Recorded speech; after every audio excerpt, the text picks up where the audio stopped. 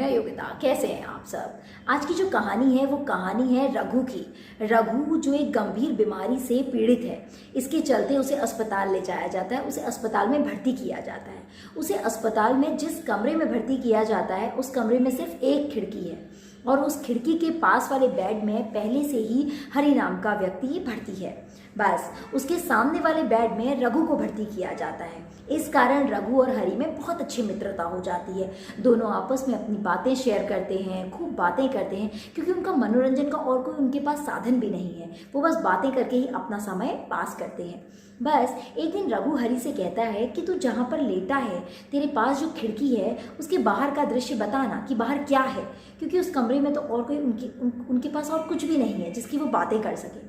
तो रघु हरि से पूछता है, तो हरि कहता है ठीक है, मैं अभी देखता हूँ। तो हरि खिड़की के बाहर देखता है तो कहता है वाह, बहुत ही खूबसूरत झील है, यहाँ पर तो बहुत खूबसूरत झील है, छोटा सा पार्क है, झील में बतख हैं, बहुत सारे कमल के फूल हैं, बहुत ही खूबसूरत दृश्य है, लोग आपस में बातें कर रहे हैं। तो वो ऐसे करके रघु को बताता है। रघु बड़ा खुश हो जाता है। रघु रोज़ हरि से कहता है कि बताना, देखना, खिड़की के पार देखना, बाहर झील में लोग क्या कर रहे हैं, बच्चे क्या कर रहे हैं, लोग आपस में क्या बातें कर रहे हैं। तो बस हरि वहाँ का सारा वर्णन उसे करता है और बस रघु इसी कल्पना वहाँ की उसकी बातें सुन के कल्पना में खो जाता है।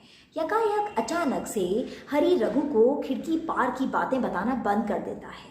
इस पर रघु बहुत नाराज़ होता है, क्योंकि रघु के लिए वो बातें बड़ी बड़ी खूबसूरत हैं। उसके लिए उससे उसका समय पास होता है, उससे वो उन बातों को सुनकर वो उसको कल्पना करता है। तो उसको जब रघु को जब हरि बातें बताना बंद कर देता है तो इससे वो बहुत नाराज़ और दुखी होता है और वो हरि से बातें करना बंद कर देता है। उन दोनों में आपस में बातें बंद हो जाती हैं। एक दिन रात को हरि को खांसी का दौरा पड़ता है और खांसी का दौरा पड़ते पड़ते वो बेहोश हो जाता है। फिर रघु इस पर कोई प्रतिक्रिया नहीं करता। रघु वहाँ पर जो एक बेल लगी है वो नहीं बजाता, किसी को बुलाता नहीं है, किसी को आवाज़ देकर नहीं बुलाता और चुपचाप सो जाता है। सुबह जब डॉक्टर और नर्स आते हैं तो वो देखते हैं हरि वहाँ पर मृत पड़ा है। उसको वहाँ से बाहर ले जाया जाता है। बस रघु सीधे उस बेड के लिए आवेदन कर देता है, क्योंकि उसको तो वो जो खिड़की के बाहर के दृश्य हैं वो देखने हैं। वो उसके लिए उसने वो सिर्फ कल्पना में उसने उसकी कल्पना की है, वो उनको महसूस करना चाहता है। तो वो उसके लिए आवेदन करता है और उसके लिए तुरंत ही उसको उस बेड में शिफ्ट कर दिया जाता है। बस वो बहुत एक्साइटेड है कि खिड़की के पार आखिर क्या है, कितनी खूबसूरत दृश्य मुझे हरि बताया करता था। तो जैसे ही वो खिड़की के पार देखता है उसके होश उड़ जाते हैं। वो देखता है खिड़की के पार सिर्फ और सिर्फ एक बड़ी सीमेंट की दीवार है। ये देखकर उसके आंखों से आंसू निकल पड़ते हैं। वो फूट फूट कर रोने लगता है और हरि को याद करता है।